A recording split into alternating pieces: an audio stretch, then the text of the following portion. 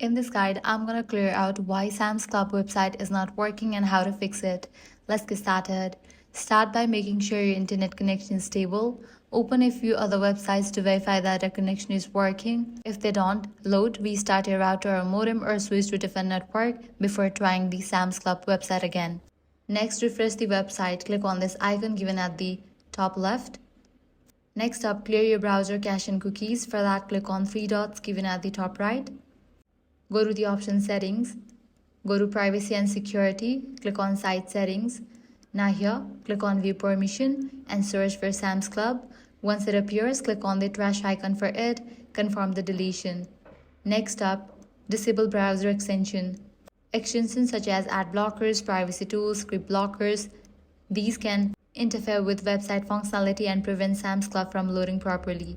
So completely remove it or disable it.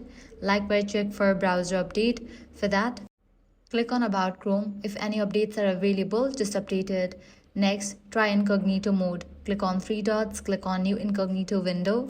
Now, head over to the official website of Sam's Club. From here, you can try to access this.